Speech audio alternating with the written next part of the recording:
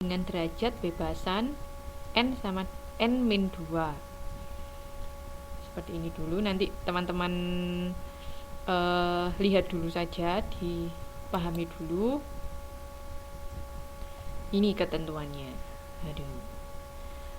H alternatif, jika korelasinya kurang dari 0, maka H0-nya sama dengan 0. Kalau T0 kurang dari T alfa, H0 ditolak. Kalau T0 lebih besar sama dengan T alfa, H0 diterima. Nah, kalau gini berarti hubungannya negatif. Oke. Kalau H alternatifnya korelasinya lebih besar daripada 0, hubungannya positif. Kalau T0-nya lebih besar dari T alfa, H0 ditolak. Kalau T0-nya lebih kecil atau sama dengan T alfa, H alternatifnya diterima. Sama dengan ini, kalau korelasinya tidak sama dengan 0, maka T0 lebih kecil dari T alfa pada 2 derajat diferensiasi atau lebih besar, maka H0 ditolak. Kalau begini jadinya diterima. Biar gampang, kita langsung masuk ke contoh soalnya. Ini silakan teman-teman dilihat di halaman 2.35. Oke. Di situ ada contoh pengujian hipotesis tentang koefisien korelasi. T0 sama dengan 0, R dikali akar N-2 dibagi 1/R kuadrat. R tadi kan diketahui, koefisien korelasinya 0,95. Kemudian dikali akar 5-2. 5 dari N, yaitu tahunnya ada 5, min 2, kemudian dibagi 1 min 0,97, itu koefisien determinan, sehingga jumlahnya adalah 10,0082. Oke. Kemudian setelah kita tahu T0-nya, kita disuruh cari T alfanya. Berapakah T alfa? T alfa dari N-2, kemudian derajatnya adalah 0,05. Dari mana 0,05? Karena sebelumnya mungkin diketahui bahwa derajatnya 0,05. Kalau nilai alfa 0,05 dengan T alfa 5 atau 5-2, itu berarti silakan teman-teman buka lampiran 1 halaman 2.68. DF-nya sama dengan 3. Dari mana 3? 5 min 2, N min 2. DF-nya sama dengan 3. Kemudian nilai alfanya 0,05, berarti sama dengan 2,353. Oke, di sini ketemu. Nah, ketentuannya, karena H alternatif kita adalah E sama dengan atau korelasi lebih besar daripada 0, maka jika T0-nya lebih besar daripada T alfa, maka H0 ditolak. Kita lihat hasilnya T0 10,10 lebih besar daripada T alfa, yaitu 2,3. Berarti H0-nya ditolak. Kalau H0-nya ditolak, maka H alternatifnya diterima.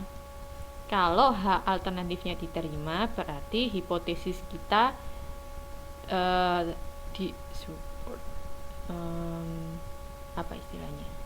diterima, hipotesis kita benar, misalnya seperti itu, supported. Apa penjelasan saya bisa dimengerti? Jadi H0 itu kan kebalikannya H alternatif. Hipotesis kita atau hipotesis kita dalam penelitian itu disebut H alternatif. Kalau H alternatifnya kalau dalam pengujiannya H0 itu ditolak, berarti H alternatifnya kan diterima. Kalau H alternatif diterima, berarti hipotesis kita benar. Macam itu, didukung. Gimana caranya biar H0-nya ditolak?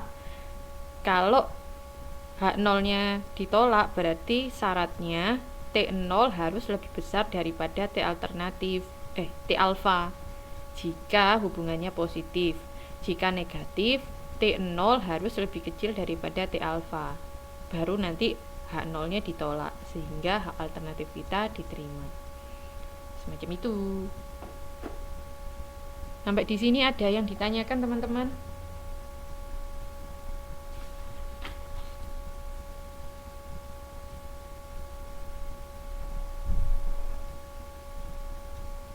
Oke. Sip. Nah, sekarang ada yang disebut analisis regresi berganda, menjelaskan hubungan antara variabel Y dengan lebih dari satu variabel bebas atau variabel X. Ada X1, ada X2, ada X3, dan seterusnya. Untuk persamaan regresi berganda, yaitu ini. A0 ditambah A1 kali X1 ditambah A2 kali X2, dimana Y variabel terikat, A0 konstanta atau intercept dari Y, A1 dan A2 adalah koefisien regresi parsial, X1 dan X2 adalah dua variabel bebas. Di sini cara kita mengerjakan regresi berganda dengan kuadrat terkecil. Rumusnya ada 3 formula di situ. Kemudian kita melengkapi tabel 2.16. Jadi untuk mengerjakan 3 formula ini atau persamaan ini, kita bisa tabel ini bisa memudahkan kita dalam mengerjakan tabel 2.16.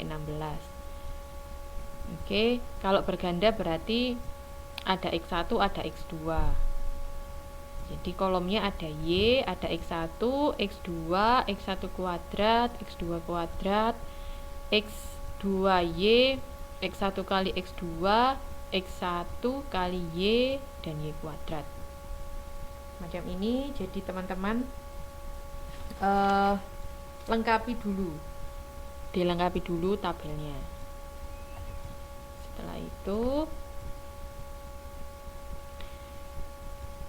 Setelah tabelnya dilengkapi, kita akan memasukkan tiga persamaan tersebut, dimasukkan angka dalam tabel ke dalam 3 persamaan, kemudian bisa dieliminasi substitusi.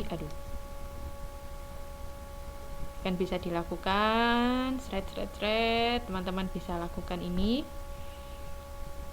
sampai ketemu A2 nya berapa, A1 nya berapa, A0 nya berapa. Oke. Atau dengan cara 2, yaitu ini ada cara 2, ada sigma X kecil, ya, dilihat di halaman 2.38 yang bawah itu. Hati-hati teman-teman, di situ X-nya berbeda ya. Sigma X kecil 1 kuadrat sama dengan sigma X besar 1 kuadrat dikurangi sigma X1 X besar 1 kuadrat dibagi N. Oke. Jadi untuk mencari A1, A2 dan A0 itu pakai cara yang kedua ini, menggunakan X kecil dan Y kecil. di mana X kecil ada rumusnya sendiri, Y kecil juga ada rumusnya sendiri.